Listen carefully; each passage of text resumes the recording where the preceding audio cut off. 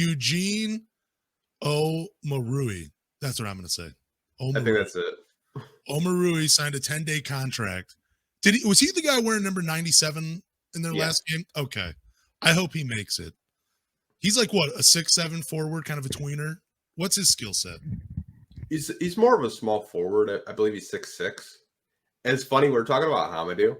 Yeah. And like in the back of my brain, because you're like, yeah, I'd give him like 8 to 10 million. I was just like, oh, what if they're kind of anticipating Hamidou getting paid?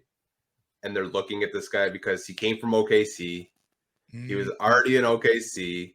He played with Shea this year, and he's kind of shown potential of being a 3-and-D wing. He had a game against Toronto where he had 22 points, and he was hitting his three-pointers. He's a scrappy defensive guy that I think that has shown some promise. He just hasn't got a lot of burn in the NBA, but I don't really know what to expect out of him. But I did like his jersey number because I've never seen a Piston wear anything like higher than like maybe a 50. Yeah, what was Amir? I felt like why do I think Amir Johnson's jersey was high? I think it was in the 90s too. Oh, okay. I don't remember. Okay, I'm going to throw a name out here for Eugene Omoruyi. I can't even say his name anymore. Let's say Eugene. Yeah, Eugene.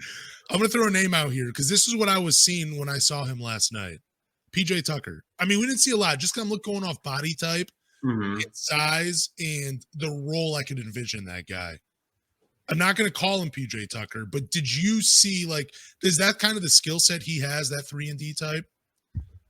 I wouldn't say he's like a lockdown defender like PJ Tucker was like in his prime, but like I think that's kind of like the wings that you need if the Pistons want to compete next year. Now, obviously, they're gonna probably go swing for the fences, try to get a Chris Middleton, try to get a Karis LeVert, try to get a Cam Johnson this summer. But I mean those are the type of wings that the Pistons need. That's the biggest hole on this team right now is we have wings, but we don't really have wings that can play defense and shoot threes. I think that's the missing piece of the puzzle to this team. And I said it, and some people called me delusional last night. But I think that's like the biggest thing. Like you have Isaiah Livers, and he hasn't really been too available. I know he sprained his ankle; he's already back, but it seems like every other game he's getting cooked. Yep, dude.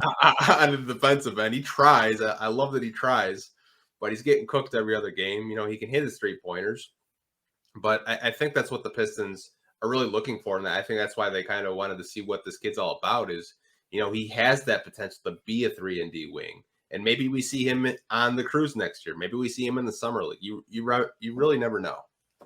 When I was watching him too, I was thinking like, man, this is a guy that if he could figure it out, he could probably play 3 through 5, depending on the lineup and the guys on the floor, right? Like he just seems like a type of dude that could just disrupt some guys. Like maybe not for long stretches, but I don't know. I was getting that PJ Tucker vibe of like just that scrapper, that guy that maybe doesn't play the same defense as PJ Tucker, but a similar archetype. That's what I was feeling with this guy, with Eugene.